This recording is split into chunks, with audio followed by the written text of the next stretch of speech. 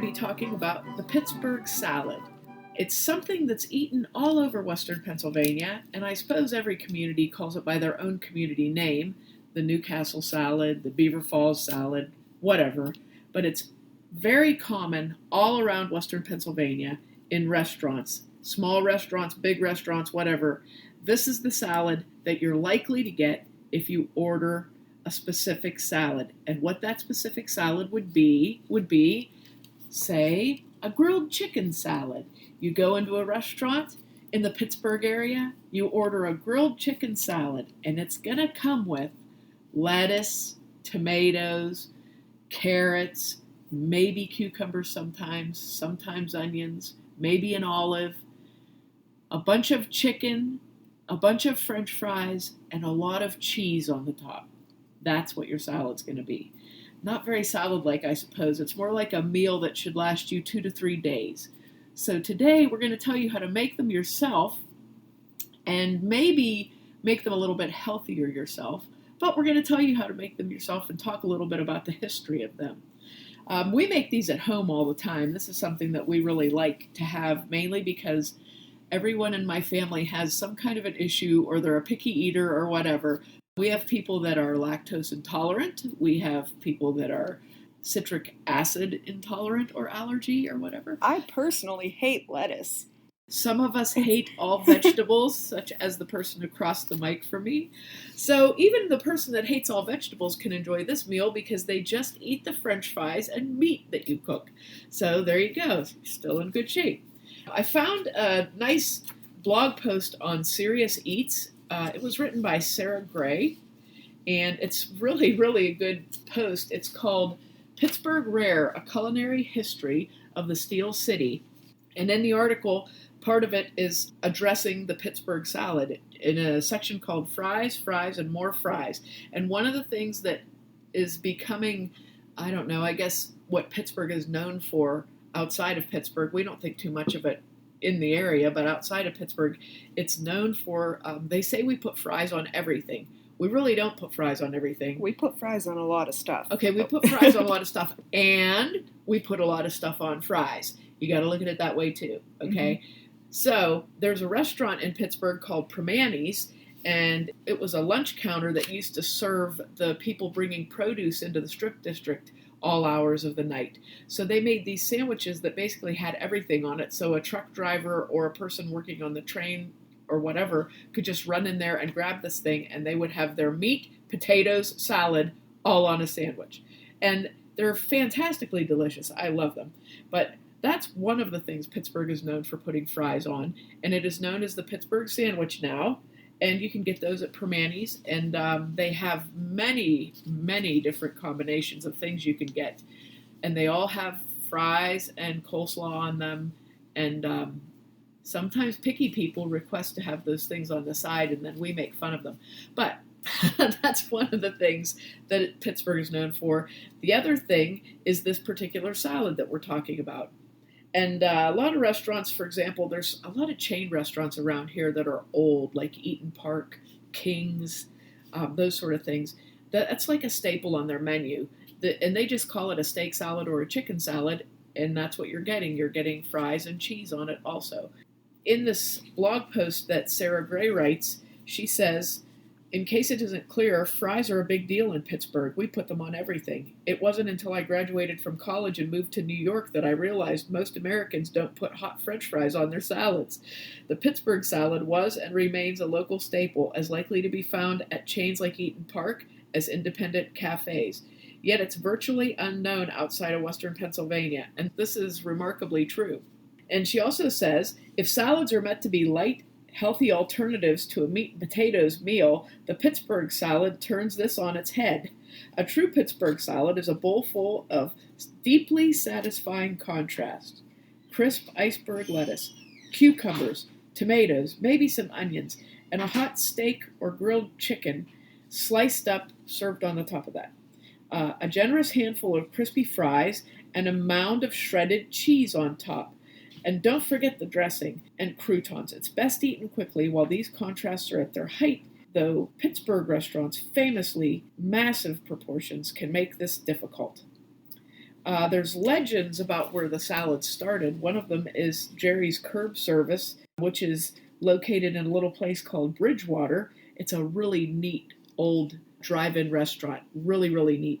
They have this great big giant sign and an arrow that points to it. It says, "Eat here." So if you're going down the highway, and you're not sure where Jerry's Curb Service is, when you get near Bridgewater, look for this giant arrow sign that says, "Eat here." You'll find it. But they say that they're the originator of the sandwich. In the 1960s, a customer came in and placed an order. They wanted a steak sandwich with no bun, and they just wanted the fries and salad dressing all together. So the wife of the owner, Donna Reed, placed the order. She saw the man cut this thing all up and mix it together and put salad dressing on it. Says Sarah Gray, curious about this rather odd concoction, Donna decided to try it herself. But Donna put hers on top of a bed of lettuce. Ha ha, that was it. So they say. It's a good story, isn't it? Replies Jerry's corporate manager, Dave Guido. But nobody really knows where the salads come from. Not even Rick Seaback knows where the salads come from. He says, I don't remember who told me this, but so much of food history is written on Jell-O. So we don't know where it comes from, but we know where it is and we like it. So we're going to tell you how to make one. Anna and I do a couple of farm markets here. We do one in Ellwood City, that's on Beaver Avenue, and we do one in Lawrenceville at the Arsenal Park that's located very near to Children's Hospital. And at farm markets, you can find all sorts of things, and the vegetables are really, really starting to come in right now. So it's really easy to find a lot of vegetables to put in your Pittsburgh salad.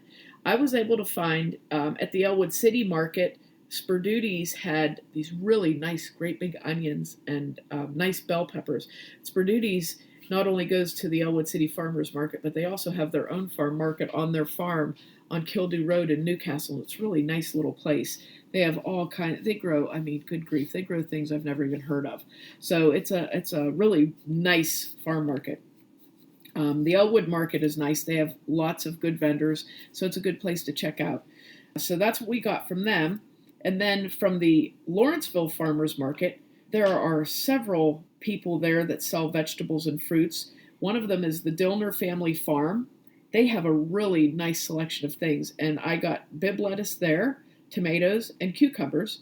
There's a nice little booth. It's called the Tiny Seed Farm. And they have they have a little bit more interesting variety of vegetables that most people grow. So we got their radishes and peppers. Really nice radishes we got. And then Grateful Life Farm, which is a farm that's located up near Kennerdale in the mountains in Pennsylvania. They come down to Lawrenceville, and they have different sorts of organic meats and vegetables, and they had kale, so I got some kale from them. We got eggs from my brother-in-law. You should put eggs in a Pittsburgh salad. They should have eggs in them. This kind of sounds... When you see the pictures that we took, it's a ridiculous amount of stuff. Okay. If you've never been to Western Pennsylvania, it will not resemble a salad to you. We made two kinds of meat for our salads. We made chicken. We grilled chicken and we grilled steak. And then we seasoned the chicken with a barbecue rub that I got at the Lawrenceville Farmers Market from Steel City or 412 Barbecue. And they have rubs and really good barbecue sauce, geez. But I got this rub, it's called Steel City Seasoning, and it was really, really good. I put it on the chicken and we grilled it. We really liked it a lot. That's one of the things about these salads. There's a restaurant that we go to in Newcastle called Tanner's, which is really good and makes an excellent Pittsburgh salad. But you can get your meat seasoned any way you want to. You can have Greek seasoning, you can have Cajun seasoning, you can have Italian seasoning, you can have it breaded, not breaded, grilled, fried, baked, whatever you want. And they use shrimp, steak, lamb, and chicken. So lots of variety of meats. So you basically, it's unlimited what you can do with this thing. But we used the chicken and we used this 412 barbecue rub and grilled it.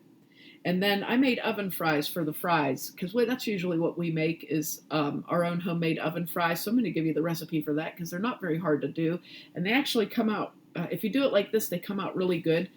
They get pretty crispy. I used russet potatoes this time. I use all different kinds of potatoes. The russet potatoes got so fluffy inside. The oven fries were really good. For those, what I did, I took a 4th cup of olive oil, a tablespoon of grated Romano cheese, a 1/2 teaspoon of garlic powder, a 1/2 teaspoon of onion powder, a 1/4 teaspoon of salt, and 1/8 teaspoon of pepper. And I mixed that together. And then I took 5 russet potatoes that were like maybe, 5 inches long each. And I cut them into fries.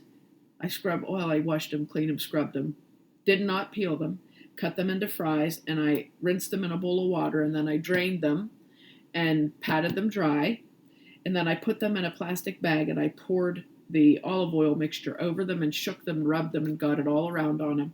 And then I took those fries and I took a cookie sheet and I sprayed it with cooking spray and wiped that around with a paper towel just to make sure, like a little extra no-stick protection. And then I poured the coated fries, onto that pan, and I baked them in a 400 oven. I used a convection oven, and it took about 30 minutes. I put it at 400, so it was baking at 375. But if you just put it in a regular 400 oven, which I've also done, it takes just about the same amount of time, about 30 to 40 minutes.